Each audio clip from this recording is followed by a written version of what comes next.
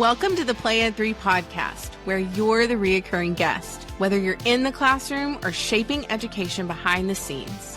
I'm Tisha Poncio. And I'm Rick Butterworth. Together, we bring stories, insights, and conversations that matter to educators, learners, and change makers. Our goal is to bring everyone together to learn, grow, and play. Welcome to another episode of the Play Ed 3 podcast. My name's Rick, and as always, I'm here with my co-host Tisha. Tish, I'm actually excited about this episode. I'm not going to let you straight away introduce our guests, because not only have I listened to a number of episodes, but Tish, you probably know this, because I remember when I was setting this up, this studio, if you call it, that's around me, he was a massive inspiration of how I was going to set mine up. So I was constantly like, do we say stalk? Maybe? No, we don't. No? We don't say that. Lurk. We don't. Learn. I was lurking. Learn, follow, admire. Trying to really see how his setup was and trying to utilize mine, because I'm just inspired by how not just the content he produces, but the setup as well.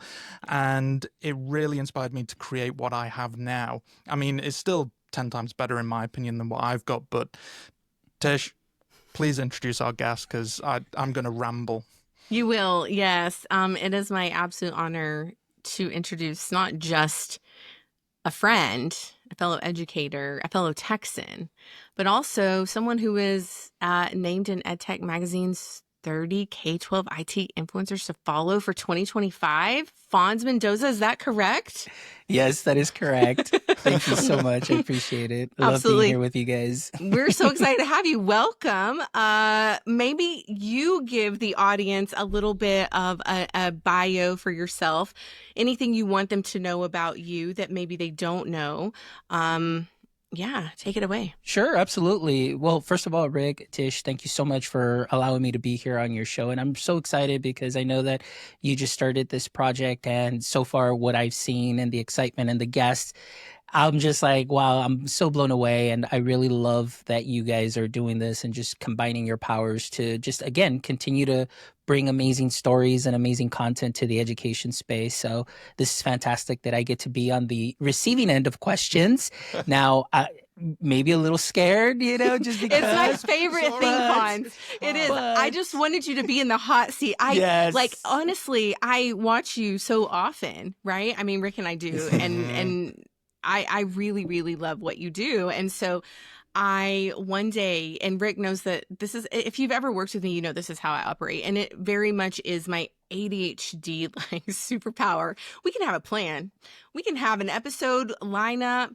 And one day, and this has happened honestly with every guest that we've had, and Rick can attest to that. I was like, hi, we need Fonz on immediately. Like, can we do it this week? And so I'm sure a lot of times now he's learned not to really ask why, but just to go, let me see what I can sort out. Yeah. And we've made it happen. We have a guest list of people, and I've just decided to delete all the temporary folders that I had, because it's not, we're like, this is episode, what episode is this? It's like 5, 6 at the moment. We're already not on track. But the reason that I don't want to be on track, there are a couple of reasons, and I think Fonz maybe will understand this, and you will too, Rick.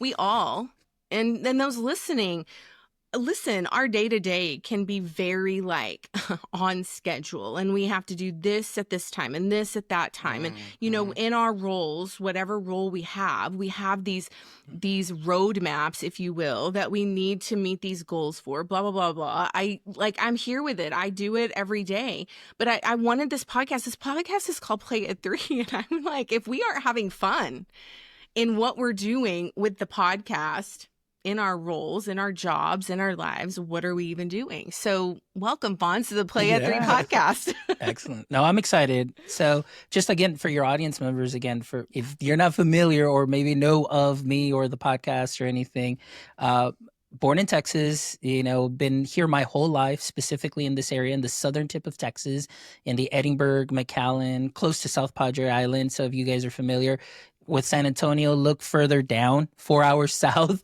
That's really where you'll find me.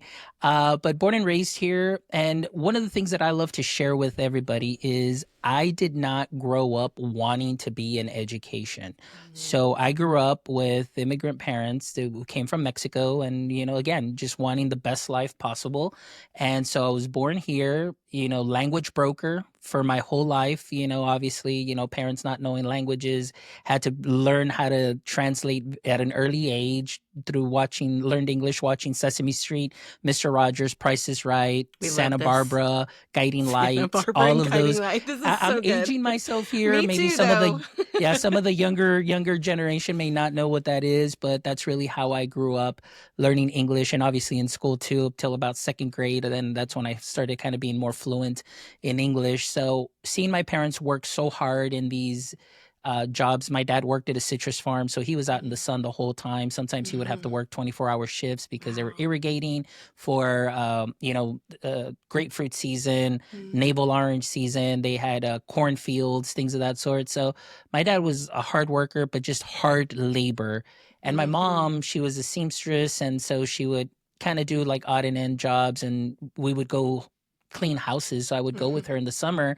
She would go clean houses. So I would just sit there in the living room watching TV, and that's how I immersed myself in English and those things. And so going into, elementary, high school education and everything, I said, man, I want to go into finance. I want to go into business because I want to make money, because I want to take care of my parents, because I am an only child. So it's kind of like that pressure is on you to kind of be that first gen, and then be able to take care of your parents and so on. So I said, well, I don't want to be a teacher, because I would see all the teachers, and then people around me, like 3 years, 2 years older, they were all getting into the local university and becoming teachers. I was like, why would anybody want to grade papers? Why would anybody want to do this? So I finished 2003 with a BBA, Bachelor's in Business Administration, worked in marketing for about 2 years, and then my dad fell ill. So being an only child, I had to make myself available for doctor's appointments, this and that, and be available for anything that my mom would need, especially the translation portion and things of that sort. So I was told about a job at a local high school. And so I just said, well, they need math teachers. I have plenty of math in my degree. So I called them up by phone. There was a gentleman who answered. His name is Dr. Guerra. And so I was like, okay, when did my interview? As soon as I turned the corner to get into his office, it ended up being that he was the husband of one of my teachers from high school, who would always come in during her lunch. He was a baseball coach and everything. He sees me. We talk about 10 minutes, and he says, come back tomorrow, sign your contract, you're hired. Just like that. Yep. And that opened up the door for me, that when I fell into it, I just absolutely fell in love with everything. I started teaching 9th grade algebra, did that for 3 years, moved down to elementary for another 8 years, and have been in this position as a digital learning coordinator this will be my 8th. Wow. I just finished my 7th year, in this role. So again, for somebody that didn't want to be in education and falling into it, I absolutely fell in love with it. Got my master's in ed tech, and I'm about to defend my dissertation coming up soon. So again, education has been so good to me. And regardless, I know we've seen some tough times. I always think if there's one thing that I can do just to help move anything in the positive direction, that's really what I'm here for such a time as this, and anything that I can do to serve the community, that's really what I want to do. So that's a little bit about me in a nutshell. Of course, like Tisha mentioned, there have been, a list of accolades thanks to the podcast and the work. But again, really just the passion for education is really what drives me.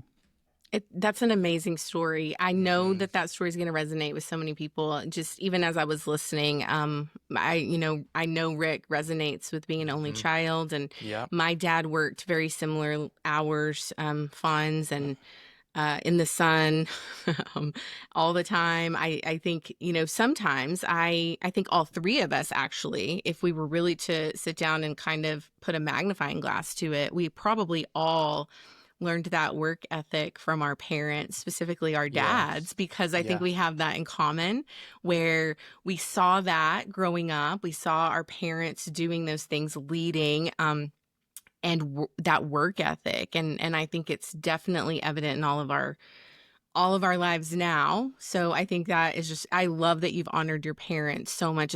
It just warms my heart so much. Rick, was there anything surprising that Fonz told you? I mean, again, I can't. Tish has already gone Rick is into the level that speechless. I am. Rick is like on I'm the always, episode, his own podcast with Fonz. He well, it's, can't even you know what? speak. I'm seeing it every single time that I'm just like listening to these incredible stories. I mean, the whole point of this podcast was to be able to give everybody a platform to express their experiences, their learnings, everything. And every single time I'm just in awe. And the fact that we are like, 10 minutes into this episode and I'm already there with this is just incredible. But as Tish said, like, I resonated with the only child side. I am an only child as well. I can say that my parents tried to have kids for a long time. Were told that there's a possibility that they will never have them, and then I decided to turn up and cause hell.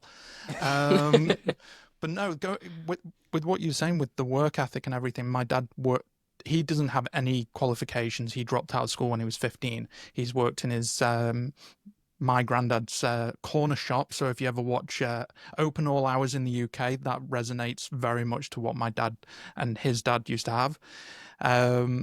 But my dad worked his backside off, worked in retail all his life, tried to do what he could to provide, same with my mum. And that work ethic, especially with myself being dyslexic, I had struggles and my parents didn't really know how to accommodate what the best practices were and stuff. But through hard work and the things that my dad taught me about leading people and management, because he was mostly in management as well, which was really good. And he always inspired to help people rather than just bigging himself up. It really rubbed off onto me and what I can do to help. But hearing your story about what you've done in education, what you were saying at the beginning, why would I want to write grade papers and all that? That's the exact reason I was like, why would I want to be a teacher? But then getting into the actual education space, I've not worked in the classroom, but having the pleasure to meet so many educators like Tish and yourself, Fonz, it's incredible the work that you all do. And it's inspirational. It really is. Tish, well, we'll just say thank you back, because that's how we met Rick. Was he created this platform so we could actually do what we needed to do in class, right? So I think there is a full circle moment here. Here's what I want to know, Fonz. As you were telling your story, what I noticed a couple of things. I noticed, obviously, there is some resilience in you, and you learned that from your family. I noticed that you had a plan. And when that plan shifted, you didn't stop. And so what I want you to kind of share, you have your own podcast, My EdTech Life. We know, Rick and I know how much effort and time goes into putting a project like a book or a podcast together, the hours, the planning. And I know you wouldn't do it if you weren't passionate about it. And I want you to kind of share with the audience why you started it, but also when you started it, because I know the timing of this was, people will resonate with the timing. So what year did we start this? This was done April 10th, 2020. Ooh, what was happening on April 10th of 2020, I don't know. Fonz? I don't know. For some reason, they said, like, you can't go out of your house. I don't know. For like a couple of years, I'm like, they were why? like, it'll just be a couple of weeks. It'll be fine. We'll be back to normal. Just be 15 days. 15 days and everything will be fine. You know, no worries. There was no year in between 2019 and 2021, was there? I don't recall anything happening. To me, it just seems like we went from 2020 to 2023, and I don't recall a lot of stuff. Honestly, it's all a blur, honestly. We jumped a timeline, probably. Yeah, for sure. But before we get into that, I just wanted to say, like you mentioned, the whole resilience part. And one of the best advice that somebody ever gave me, I think this was probably in my 6th year of teaching, was a friend of mine who was a former Marine. And so when I was teaching, and I don't know, maybe I think I might have been having a hard time or something, he said, Fonz, I'm just going to share with you 3 things. And I think this is a Marine Corps motto, but that has stuck with me and has really helped me overcome and be resilient, which is, improvise, adapt, and overcome. So no matter how difficult the situation may be, you're in a meeting, they ask you for something that you may not be sure about, just improvise, adapt, and overcome. Give them what you know, adapt by learning more, and then come back and say, hey, look, I found it more, or just you'll overcome that situation. So those have been my favorite 3 words that I always share with everybody. It's just improvise, adapt, and overcome. There's nothing that you can do, as hard as it can be.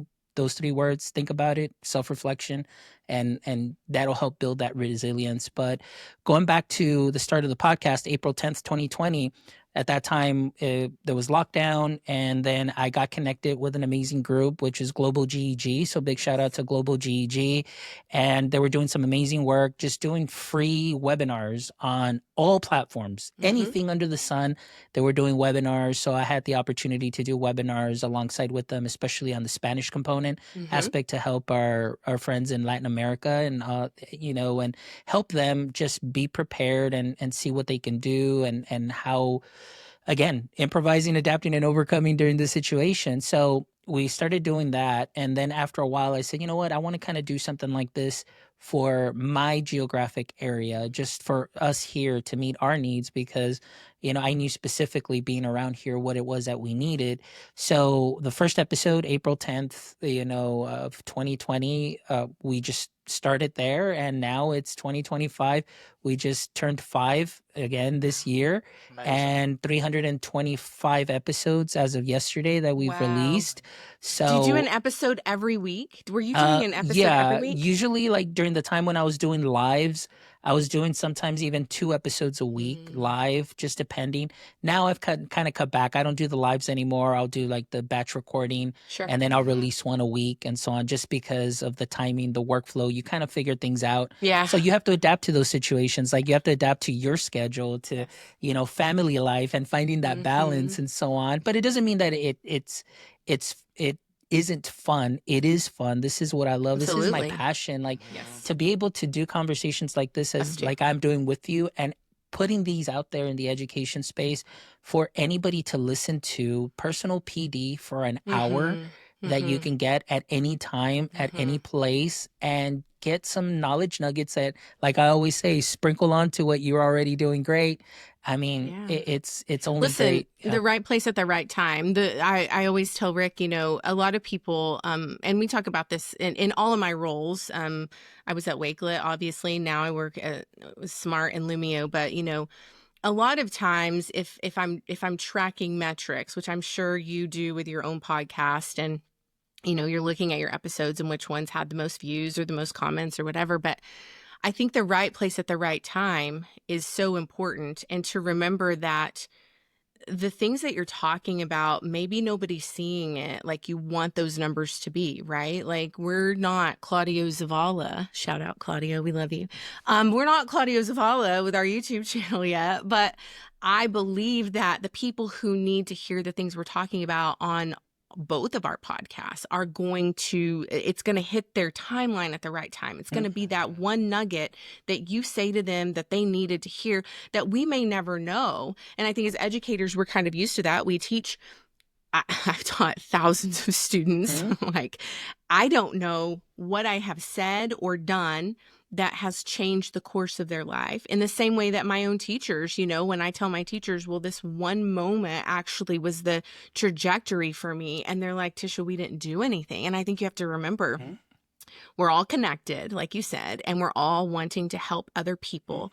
And if we can make educators, leaders, school board members, parents, whomever, feel less alone and talk about things that are important to them and let them know that we want to hear from them and we also empathize with them, right? Yeah. I think it's so important. Do you remember who your first guest was? Yes, it was actually my chair for my dissertation, Dr. Rene Corbet. He was my very first guest. And just because I just finished my master's in EdTech in 2019. And of course, Me too. In 2019. And then March, they're like, hey, we're not coming back after spring break. I said, okay, well, let me start a podcast then. And I said, okay, so let's do that. That's awesome. Fun. Yeah. You're like, oh, we're not going back? Oh, let me start a whole new thing. That's so relatable. Just going to start a whole new thing. So during that time, I had just finished my master's in 2019. And then June 2020, I start my doctorate. And I was like, hey, might as well, I'm locked in. Might as well find something to do that says so much other about than you, my Fonz.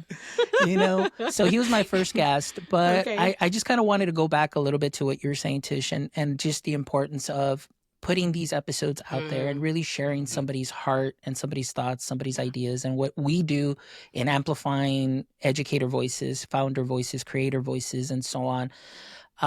Recently, one of my students, when I first moved to 6th grade, she just graduated Georgia Tech, and she's got an internship now with Spotify. She went into cybersecurity, and she sent me a message on LinkedIn. And she said, Mr. Mendoza, I just want to thank you so much because of you bringing out the technology. At the time, we didn't have Chromebooks yet. It was like a big cow, and it was like a little mini. The cow. Some people who are listening may not. I'm sure Rick Computer is like, on what? wheels. Computer on wheels. It was an acronym. Yeah, but this thing was the size of a cow. I'll be honest with you. It was the old cards. It's not the square cards. It was the old ones. It was the big ones where it took like I had those too. Those were just fabulous, weren't they? So we would always bring that out, and I said, look, with the little tech that I know, that I would go to TCA and come back. I said, let's try this, let's try that, let's do this, let's do that. And she said it was because of what you did in class that you inspired my passion for technology that I'm here now. And it was one of those moments, like you're saying, Tish, that as an educator, one thing that I learned real quick, and I think it was my second year teaching, is that kind of to reframe things as to maybe some people say the why. What's your why? And I know that question a lot of people may not like. Rubs people the wrong way, right? Yeah, like it's sometimes triggering to educators. Yeah, but for me, I had to reframe that in saying like, I wanted to go be somewhere where I could be making more money. Now I'm here, and my second year, you're kind of battling like this. Is this really what I want to do? Is this really what I want to do?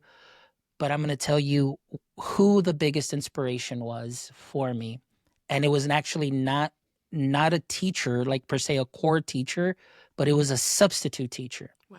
And that substitute teacher, Mr. Rodriguez, when I had him in 9th grade, he came in for a biology class that I had. He never, ever taught whatever the teacher wanted us to learn that day. But because he was a former teacher and he was a former chemistry teacher, and it turned out that he was the teacher for my teacher, he knew his stuff. But we came in one day, and on the board, he just wrote, C. Hopkins Cafe. He goes, this is all you're going to learn today. And we're just like looking at each other.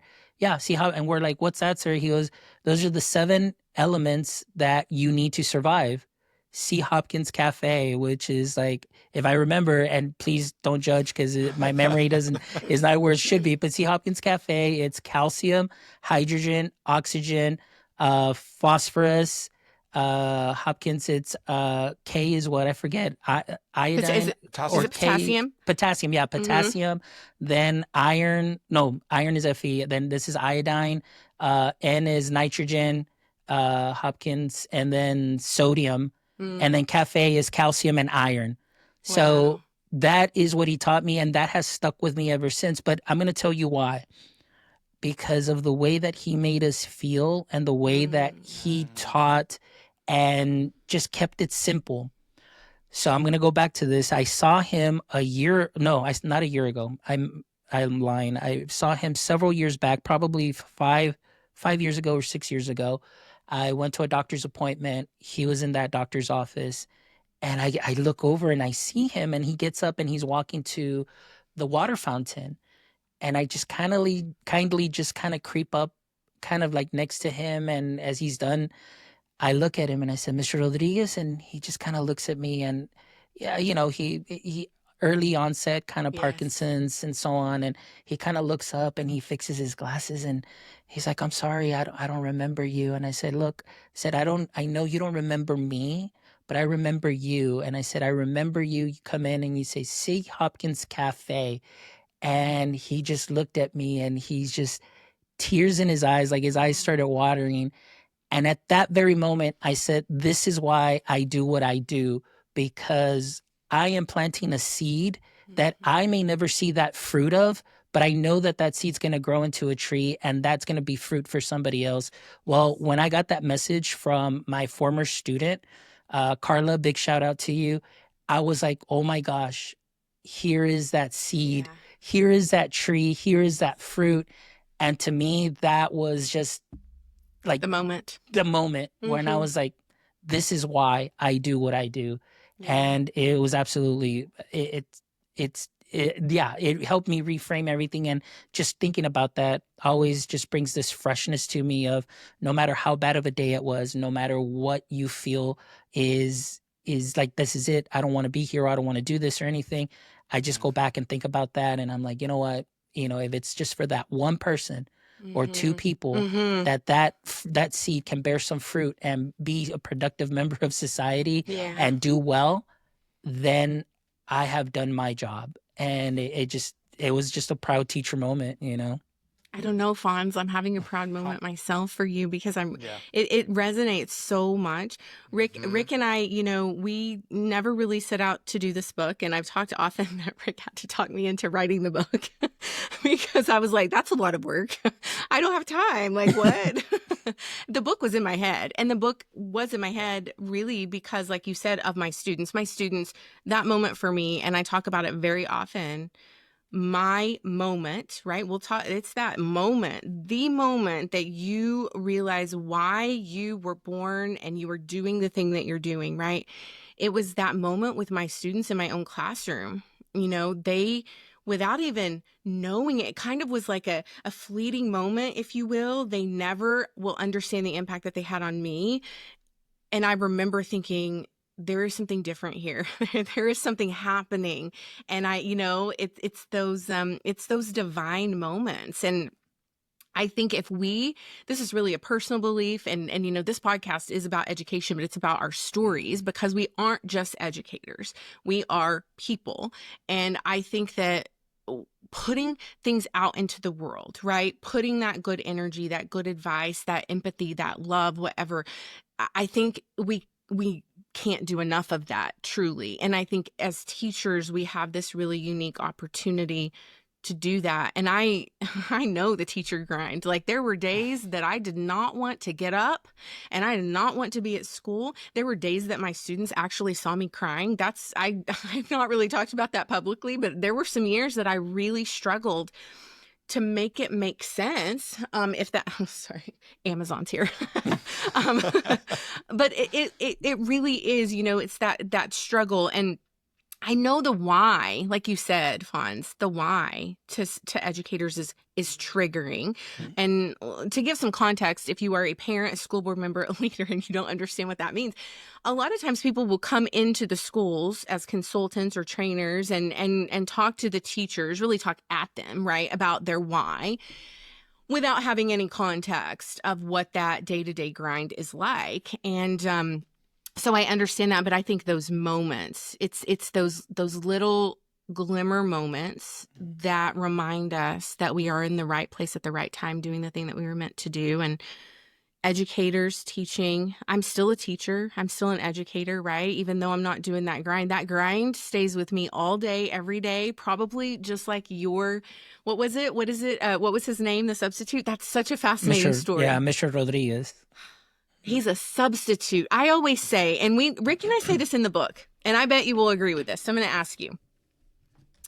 One of the things that I believe, and I believed this early on, was that I was the educator in the classroom, but every single person that entered that building, parked in that parking lot, and stepped onto that school floor, gymnasium, whatever, needed to remember that they were part of that vision for those students. That includes the cafeteria workers, the janitors, right? Like, I was treating the leaders the same as I was treating, the janitors. They were also in that environment with me, helping me, even though they weren't in the classroom with me every single hour, right? And so I think that that's such a great story. It doesn't matter who you are, what you're doing, you have the capacity to really change the world. And that's what your story really says. Wow. I don't even know what we do from here. Fonz, that was it. That's the episode. Yeah, we're done. I'll just click stop now. I mean, no, it's honestly, everything that you've been saying it resonates so much with me, because I've said to Tish that as long as I'm helping one person, that's all that matters, because I want to always be making sure that I'm doing something for somebody. And hearing your story and hearing how you've been impacted by your substitute teacher, that continuation of progression is just growing through the generations. And that's what I've always been inspired by. Every educator, every person that's involved in a school, in a district, in the success of a student, because it goes beyond just the classroom. We're all trying to make the next generation better than who we are, because that's all it comes down to. My dad's always said to me that all I want is that you do better than I did. Yeah. Whatever that is. Doesn't matter if it's finance, success, fame, whatever. Just go and do better than I did. That's all that matters. And he will pass on his knowledge, his experience, his learning. And that's what I've gained from everybody around me. Same with Tish. I mean, writing this book was, I know Tish has mentioned it, but it was a roller coaster ride. Same with building Wakelet from the ground up was a roller coaster ride. Every single person has experienced it. I'm sure you have, Fonz, with everything that you've done.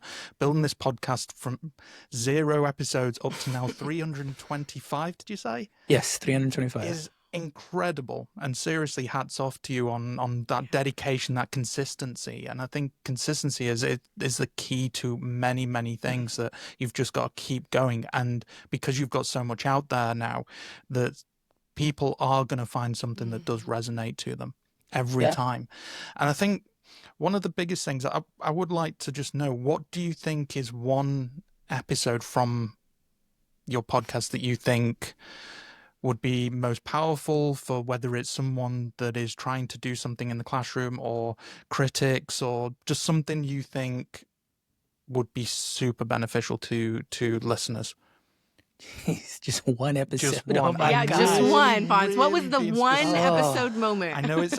I mean, it's not like you've.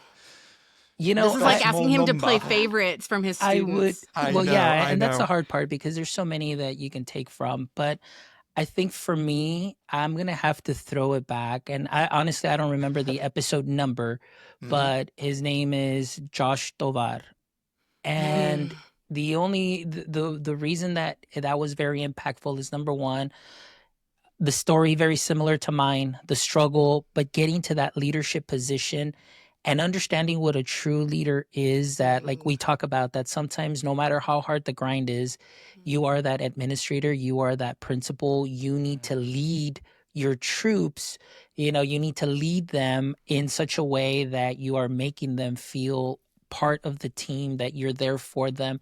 And one of the things that I'll never forget that he said, he goes, look, you fought to get into that chair, talking about the principal's chair.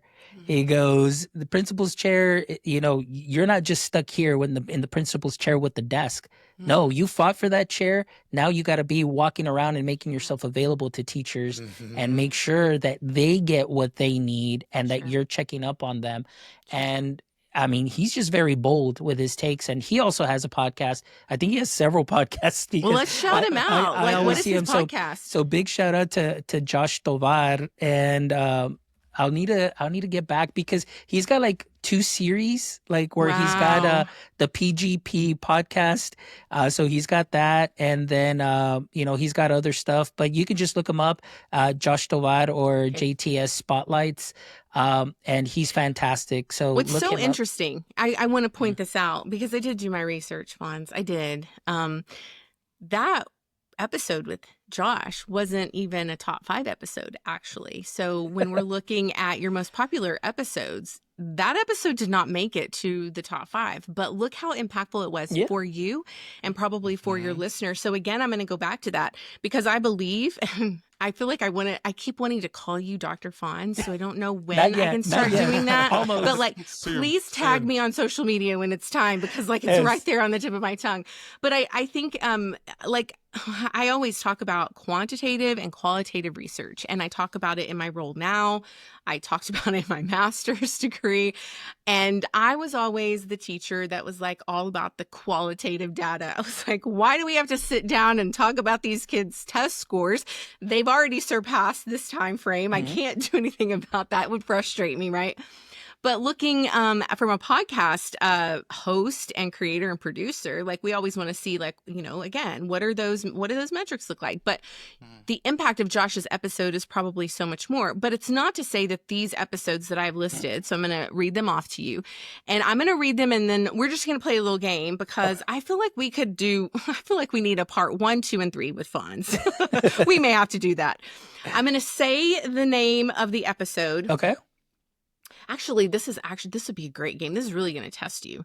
I wonder if I could say the topic of the episode. You can tell me who the host was. So the very top, most listened episode the topic was responsible AI use in the classroom.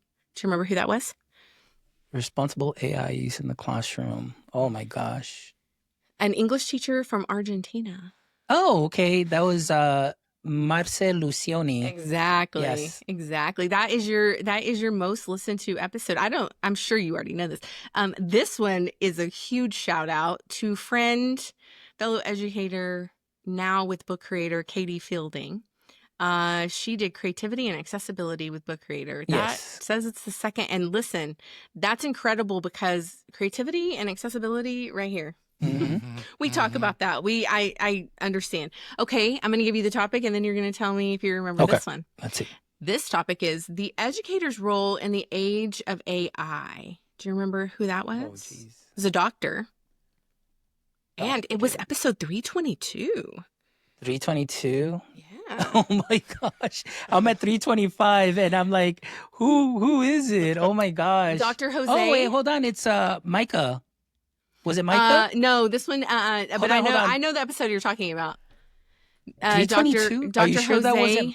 Jose Lopez. Oh, Jose Ferrer. Yeah. Oh, and that was my Spanish episode. Yeah.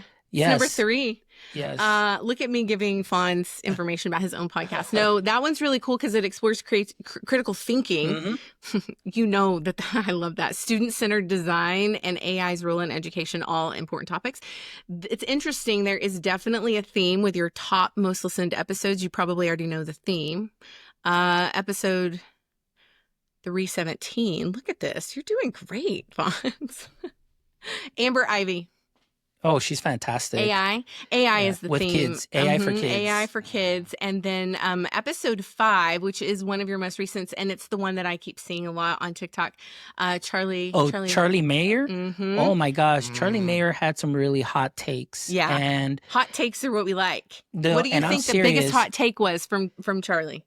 For me, Charlie's hot take, the best one was, I love when he did he goes, oh, I know you had Dan Meyer on your show where he does the beep, beep, or the bop, bop, bop, bop, bop. He goes, if AI or your bot started with, I don't care about you. I'm a set of data matrices in some data centers somewhere, and I don't care whether I give you an A, B, C, D, or F or whatever, would you put that in front of your child? He goes, exactly. He goes, that's really what's happening, but it's just not giving you that disclaimer in the very beginning. Sure. So now Charlie's episode, it's just really, and again, like I said, there are episodes where for and against, and I always say I'm in the middle, but I love to bring those conversations and those takes. I mean, I'm not to if you want to be a founder and you want to come on and talk about how great your product is, I will have you on. Sure. If you are also one of those that are like, you know what, this isn't where it should be yet, Absolutely. Or think, hey, I'm going to have you on because we need to have those conversations. Those You're perspectives. Right. And, sometimes, there is a lot of that,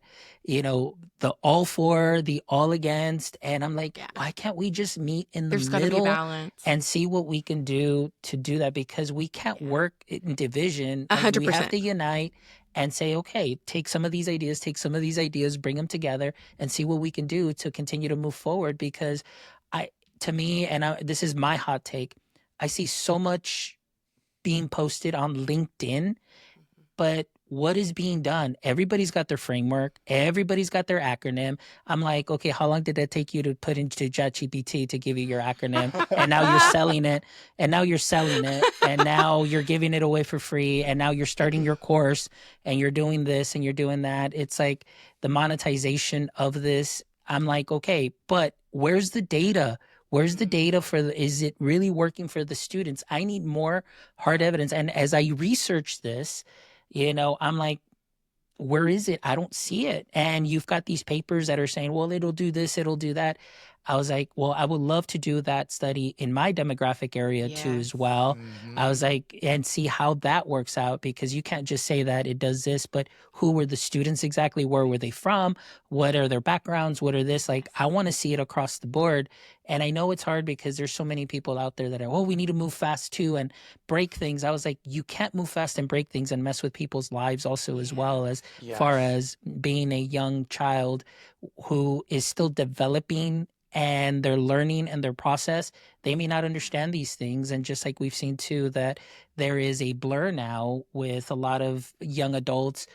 And like they said, like about, there's a huge percentage that are saying that they're all into the AI companions. There's no more social skills, no more talking to people, putting the phone down. Those are some of the things to consider and to think about. But then you also hear the CEOs saying, hey, in about 5 years, all these entry-level jobs gone. It's going to be all AI, all AI. And then people are like, well, if you're not using AI, somebody who does use AI is going to take your job. I was like, there's just so much hype and so much dissonance and so much that people are just, some are very fed up. Some are just like going for it because they're part of that little group of the same usual presenters and same usual voices and same, everywhere. And I'm like, why aren't they listening to people that are actually in the classrooms? Why aren't they listening to different voices, or even actually different skin tone voices also, to see what their perspectives are? So those are some of my hot takes that I'm seeing. And actually, I was having a conversation with somebody, and I know that this may sound very bad, but I'm just thinking to myself, as I go to a lot of conferences and so on, it's always the same people, but it's always the same skin tone and not enough representation. I want more representation. Where are my, Latinos, my Hispanic? ¿Dónde están ellos? ¿Dónde están sus voces? Sure. That's what I want to hear too. So, it is a tough situation that we're in. However, I don't want teachers also to panic that if you're not using it, it doesn't mean that you're not doing your job correctly. If you're still a little hesitant, it's okay. You're right where you need to be. But if that shift happens, take it slow. Take it one day at a time. You don't have to immerse yourself in it and feel drowned and overwhelmed, because that just adds to that extra stuff that you're doing that you're already feeling and that burned out sensation. I don't want you all to burn out. Just do what you can. And I always tell people, KISS philosophy. Keep it simple and streamlined. Keep it simple and streamlined. Yeah, pick absolutely. one, work with that. Add another, work with that whenever you're comfortable. Yeah, you're supposed to be stacking that, right? If you did it all, like, that is overwhelming for anyone. It is a huge hot take. I feel like Rick is he wants to add to that, I think. Yeah, I mean, add to that. Yeah, you've spoken about change and resilience, resistance. We actually talked about this in episode 4, which, while this is being recorded, is out in 2 days. So we were saying about you need a balance. Change can be good, but you don't want change where you're literally just being chaotic. And having resistance is also good, as long as you are not literally putting a concrete wall in the way and saying, not happening. You need to have that balance where you can be taking little steps, as you say, just one thing at a time, and it can work well, because at least you're not going too fast, that you're not taking consideration of the educators and the learners, but you're able to adapt and mold something that is actually enhancing the environment and the culture, not just in the classroom, but the school as a whole. I'm going to make an argument for both of you. Oh, go on. Are you ready? I'm selfishly, Fonz, going to make a hot take. I am going to tell you about our framework, because you said everybody has one, and we do. We have a framework in the book, and that framework is called AIM. And this is how we came to the conclusion of this framework. Obviously, I've become the digital portfolio spokesperson without even really wanting to, but right? Yes. But that is sort of my niche topic. And I'm the tag along. It's all good. I mean, listen, the thing about it is Rick and I, for researching this book, we were like hours, you know this. I mean, it was sort of like getting a doctorate. It was, that's kind of what I was doing. I was like, am I going to go back and get my doctorate? Am I writing this book? Because I'm not doing both. You could just submit your book. Right. I'm like, and it was a lot. I mean, ISTE, if you know anything about ISTE, International Society of Technology Education, I'm always surprised that a lot of people don't know that, but there were specific requirements we had to do for this book. And it was a lot of research, pages and pages and pages and hours and hours and hours of research and diving deep. But we kept looking at chapter 2, which is the vision for student success. And the reason that we named this chapter what we did is because everywhere I went, whether I was a teacher, an instructional technology specialist, an employee at Wakelet, an employee at SMART, wherever I was, what is student success? Everybody was trying to define it. Everybody has a different definition for student success. If you talk to a parent, they have a definition. If you talk to a teacher, they have a definition. It's like you were saying, before the show, we talked about, having too many bosses or too many cooks in the kitchen, and the people who are trying to make the food can't do what they're doing. And it's kind of like that. The school board members have a vision, the principals have a vision, and sometimes those visions do not align. And who is at the root of that? The student. How confusing for a student to not really know who they are trying to please, if you will, to get to that level of success. And so in our research, we were looking through as many frameworks, guidelines for districts, for portfolio of a graduate, portrait of a graduate. Everybody calls it something different. And in our research, I got frustrated. Okay. Like I was so frustrated about it. I wish you guys could have seen, I wish there was we should have done a reality show. Cause I was like, there were tears and I would throw things and I was like, I would get on with Rick and I'd be like, go to Zoom right now. How are these students supposed to know what they are doing if everybody is not on the same page? And I was just looking, I was like, there's so much. So Fonz, this is my hot take. Cause you said everybody has a framework. I do. Okay, so we're going to do a little test here. We're going to do a little argument. So when we're talking about AI, you're 100% right. I see it. I'm watching. It's all out there. If you've been in the educational technology space for any amount of time, which I have been in this space since it began, it's the same situation when social media came about, the same conversations, the same sort of model, if you will. Here is what I believe. And I've not said this anywhere. Rick doesn't even know what I'm going to say. Haven't planned it. But this framework is called AIM. It stands for academic success or academic excellence. Okay. So grades, interpersonal skills. Okay. Mastery of self. AIM. In my opinion, I'm not going to put AI in front of anybody unless I, as a teacher, have taught them some of these things so that they can be looking at that AI or how they're going to utilize AI in a meaningful, intentional way that is responsible. I cannot expect my students to use AI if I am not teaching them critical and innovative thinking, which is academic excellence. If I'm not teaching them global collaboration and awareness, right? Like maybe if I'm using AI, I'm going to talk to you, Fonz. I'm going to ask Rick. I'm going to put this in your ChatGPT and tell me, are you getting the same thing I am? Right. Let's talk about it. Interpersonal skills. You said it.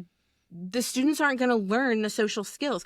So they're not going to know how to have empathy or kindness. They're not going to know about inclusivity, which is what you talked about conference speaker wise. Then you look at mastery of self, self-reliance, reflectiveness and self-awareness, resiliency and persistence, confidence, self-discipline, decision-making.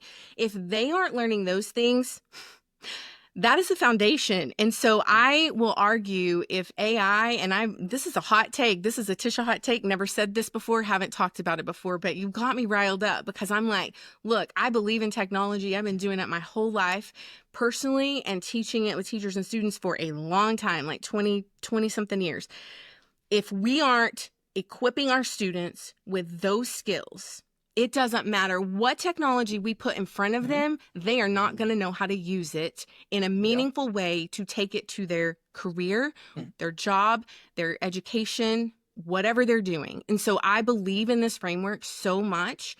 And it was one of the reasons, Fonz, that we did not talk about technology in this book We did not talk about any platforms. We did not talk about AI because, in my opinion, my humble opinion, all of those things are the foundation before we can ever get to that.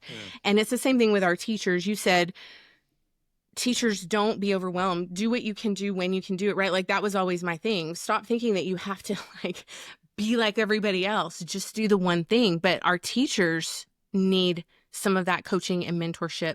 So if you're a leader, you're a principal, you're a superintendent, even if you're a parent, like, this is how you can support your teachers and your students. So I think I'm off one of of the my, things, let me step off of my soapbox now. I just Fawn. want to add to that I love everything there. And I believe truly that is what schooling should be. Obviously, you're learning content, you're learning those things. And yes, you can blend the technology Yes. with it, but you hit on, I think, that root, that foundation. You have to have that foundation, because if you start building a house on sand, that thing is just going to crumble real quick.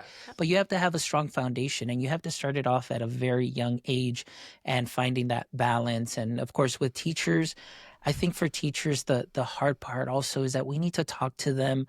And because, I mean, if it happens to us, that whole imposter syndrome, and then the comparison and so on, it's hard because and I'm shout out to Renee Dawson, because I always use this now. It's like, in every school and in everywhere you go, you're always going to have the speedboats, the tugboats, and the anchors. Yes. Those speedboats, they're going to get that app. They're going to roll with it. They're going to integrate it 10 jillion ways. But what happens is then it's just this app for this, this app for this, this app for this.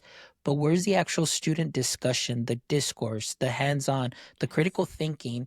No, they're just outsourcing everything to this platform. And so they're not getting that communication like you talked about. And then the other teachers feel like, oh, I'm not doing enough because those kids are using this and they're using that. But at the same time, it's okay to not be that hooked into those platforms, because, your method, if you're having discourse, if you're allowing for student responses, if you're allowing them to create presentations, create videos, create, just something that shows mastery of learning, that's just as good, because those skills are translatable to, like you said, that technology component, where now they can discern and say, is this answer really correct? Yes. Like, and you mentioned critically analyzing and saying, well, wait a minute, like, Rick, you're in the UK, like you mentioned, and I love that idea. It's like, are you getting this answer in your geographic area? Well, what's going on here?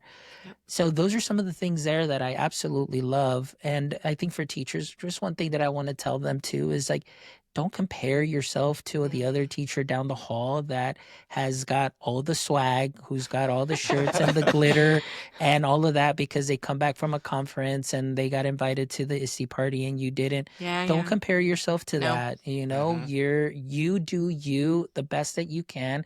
And again, like we said, just keep it simple and streamlined. But those skills, those are the important ones. That's what we need to do right along with the content. So, it's a tricky situation. There's just so much stuff that's happening. And I know we talked about that from TCA, what was it, a year ago, where it was all the Twitter chats and everything.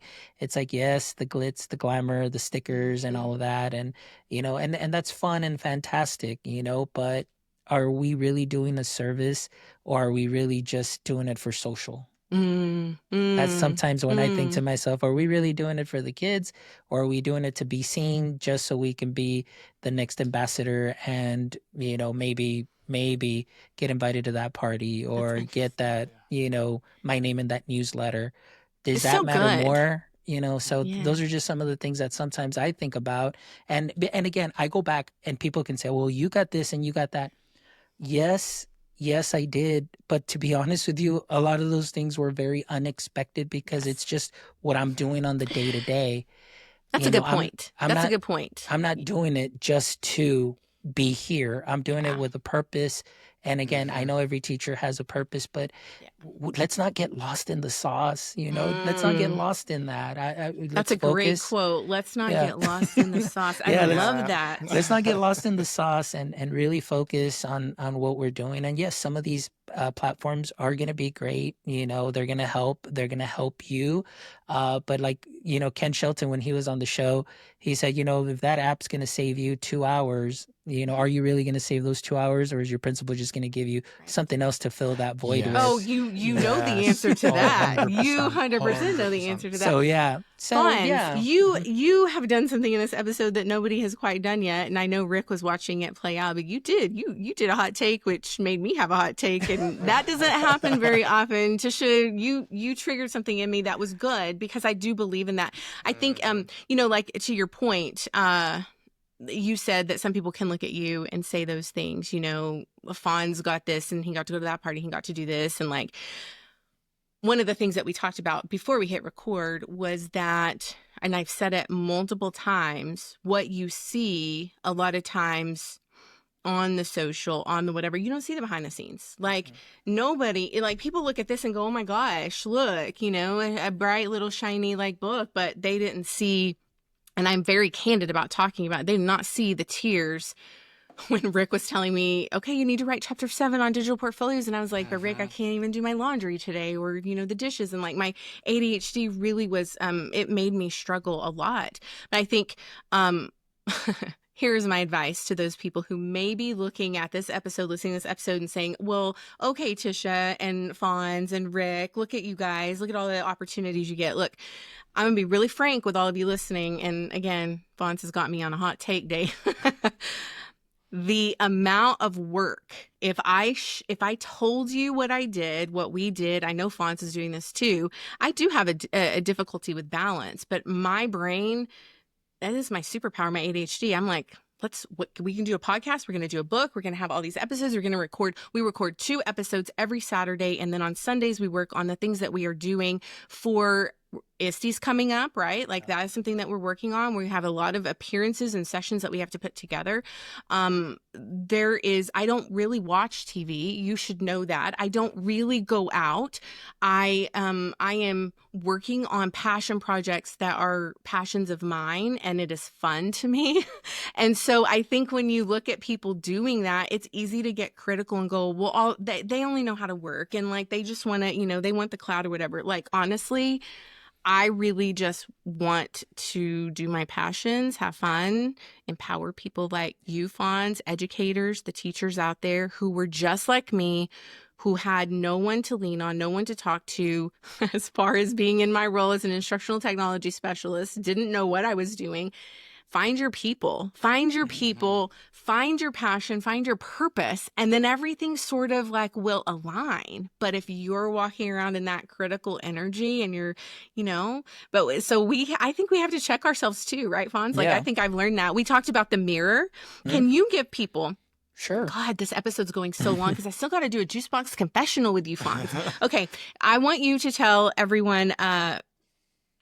what was it, Rick, that we wrote down for him? The struggle. There was something we wrote down. We wanted him to talk about advice.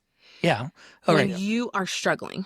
Yeah. So here's some advice. I was telling Tish and Rick, maybe, I think it was last year, actually, there was quite a bit of a struggle. Like, there was some changes that occurred, within my workspace. And so then it was very difficult going from one boss to 2 bosses. And I'll be honest with you, I'm a man of faith. And I always, it says there, a man cannot serve 2 bosses. And boy, isn't that the truth, because they're going to pull you in different directions, because who do you listen to first? Who are you going to prioritize? There isn't that balance. And then what you don't do for one and you do something for the other, then the other one's going to come at you. Why didn't you do this for me? And so on. And so you're trying to balance things out. But at the same time, myself, just in my attitude and all those things, I had to turn the mirror on myself and say, okay, is this as bad as I think it is, or is it just me projecting it and making it worse? So in turning the mirror on myself, I said, you know what? There is a little bit of me that a lot of me that I need to change in order for me to maybe change the circumstances around me. Yes, I feel the pressure, but how am I acting when that pressure is put on? How am I? It's almost like a tea bag. How are you going to react? That tea bag, when it goes into the hot water, it's like, hey, it's like for myself too. It's like, how am I going to react? So It was very interesting and it was a difficult situation. So, like I was telling Tish and Rick, it's like in turning the mirror on myself, there are some things that I knew were within my power to change. And as difficult as it may be, when sometimes you feel like, no, I'm in the right, I'm in the right, I'm in the right, then I'm like, ew, if I feel like I'm in the right all the time, then there's something wrong. So let me look and see what happens or what's going on there. So, sure enough, I made some changes within myself. And the big step for me was going and speaking to both my bosses at the time individually with, I brought a peace offering, to them, some little macaroons and everything. But I said, look, I know that this has not been the best situation and it has been a difficult time for both of us or, all three of us. But I do want to let you know that I have been made myself aware of things that I need to change to better serve you and to give you what you need. And so with me just going over there and taking that peace offering and talking to them and letting them know, there's so much that I can learn from you, but I just never gave myself a chance to learn why I have to do this. It was more like, great, I got to do this for this. I got to do this for this and do this. And I never asked myself, well, why are they asking me to do that? And taking it as a learning process. So in doing that, that took a huge weight off my shoulders. And I made my peace. And it just seemed like the whole mood shifted and everything went well after that. And now, they both got promoted. So they both, got moved up and, they're no longer my immediate bosses. And I went back to an old boss that I had, which has been fantastic this year, and that she is very hands off and she trusts me with what I do and how I do it and how I go about it, and very accepting of my proposals and, ideas, and says, run with it, do it. Just don't even ask, do it. Show me the results later. And it has been fantastic. But going back to that, sometimes for a lot of educators, we can be very bitter, and there could be a root of bitterness that, if unchecked, can continue to grow within you and fill you without you knowing. And that can grow real quick and real fast. And spread to And your spread, students. because then what happens is, as you are speaking, what is it that you're speaking? Maybe you're making your next door neighbor, your colleague, your husband, your wife, your significant other into your trash can. And that is not fair to them. Yeah. That is not fair to them. So what we need to do is we need to make sure that when those moments come, turn the mirror on yourself. And as hard as that can be many times, then you'll be able to see, okay, what is it that I need to change first so my circumstances around me can change? Because there's only so much that you can control. You can't control who your boss is going to be. Yourself. You can't control all those things. But what you can is you can check yourself first. Yeah. And by doing that, sometimes, I'll be honest with you, I'd probably say that 99.9% of the time, you're going to see what the root of the problem is. And then now you'll know how to fix that. And you're going to find that peace and contentment. And it makes a huge difference, especially in any case, but specifically in education for myself. That's such good advice, Fonz. We talk about leadership in the book for students. We talk about modeling that as teachers. I think all leaders, doesn't matter if you're in education or not, that was some real great leadership advice. You were leading yourself. And I think leading ourselves is the hardest thing, right? Because we are having to check ourselves in the mirror, reflect, and it's sometimes difficult to be like, okay, maybe I'm approaching this in the wrong way. How can I flip the script on this situation and make it better for everyone involved? It is hard. It is hard. You have dropped so many truth bombs here. You have. I already know the title of this episode. I'm not going to say what I think it is, but you'll see. I think I know what it is. Rick, Juicebox confessional time for fun. Yes. Ooh, we will jump into this. Now, the last one we did of recording of this, Tish decided to bring something up that was very popular in the US, and it went straight over my head. So I'm going to go for something that is a little bit more familiar for myself, but at the same time, your answer could completely throw me off. So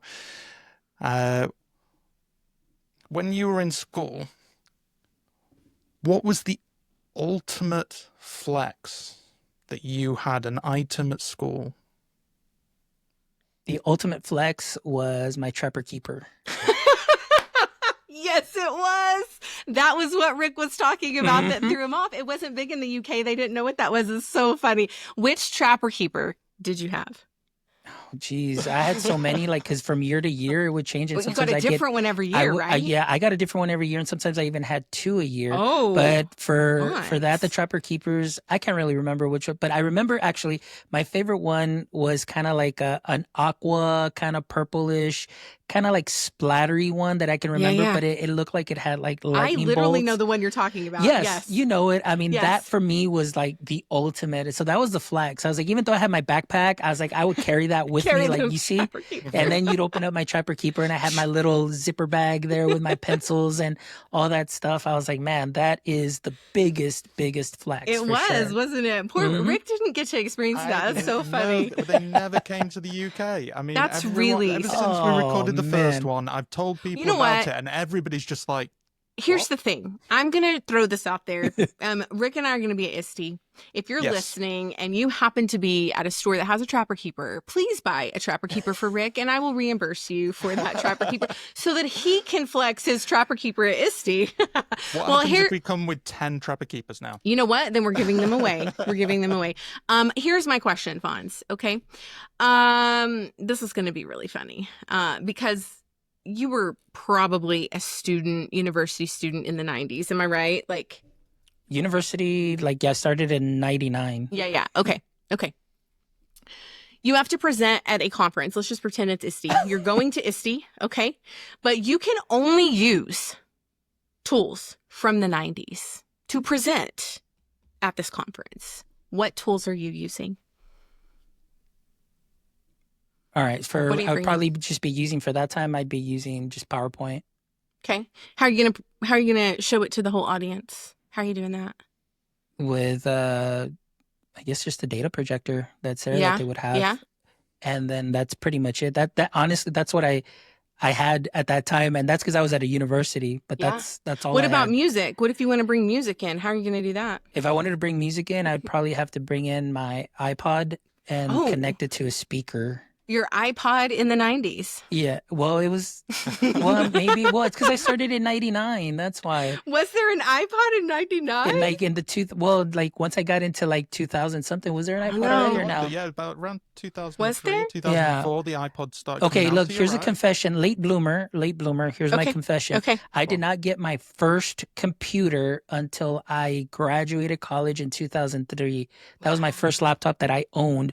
Up until that time, I was just going to the university and Mhm. writing my papers and spending the night in the lab. Wow. And so I had a friend of mine who, when I guess I posted something up about, I guess it was that the announcement that, they did about the top 30. And then he's like, look at you. He goes, you didn't even have a computer or anything. And all this stuff. I was like, I didn't have a computer. Do you So he's like, remember? Do you Huh? remember the brand of your computer? oh yeah, The it first was, one? What was it was an Apple. It was the white one. Oh. At that time. So I was like, that was the very first one that I ever bought.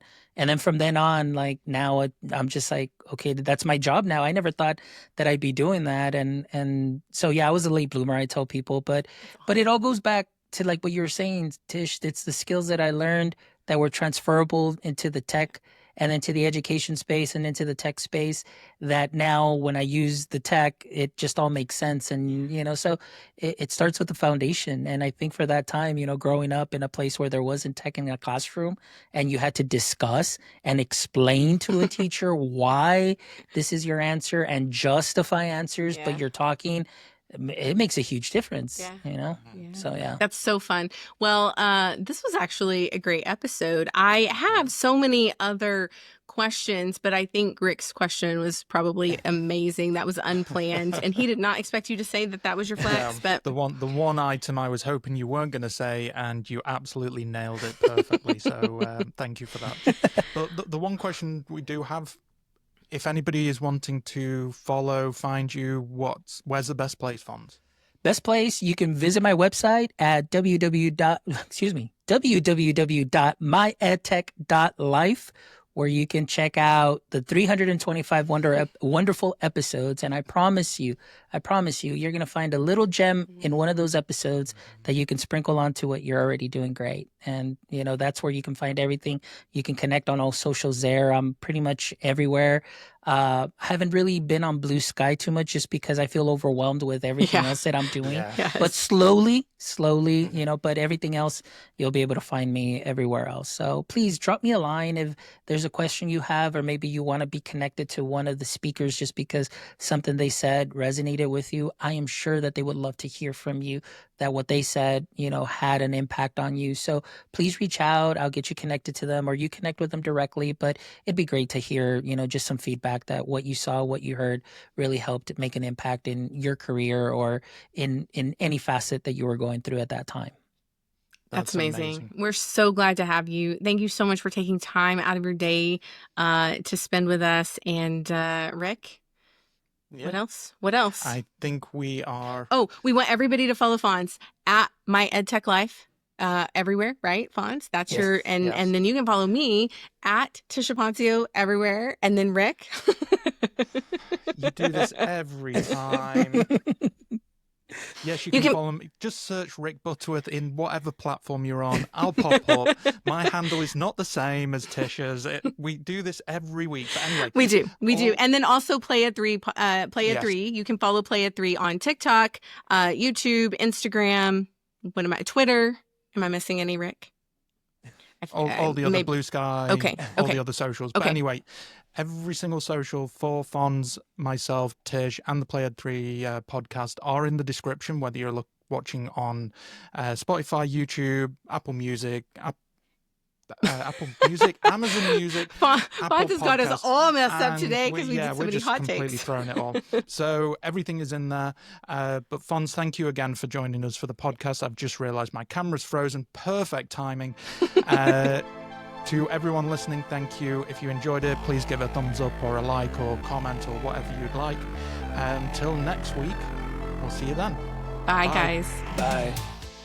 Thank you for being a part of this episode. Continue the conversation with us online. Subscribe and follow, and let us know if you'd like to join as a guest or if there's someone you'd like to hear from. We'd love to connect with you on X, Instagram, and TikTok. All links and show notes will be available in the episode description. Until next time, keep learning, growing, and playing.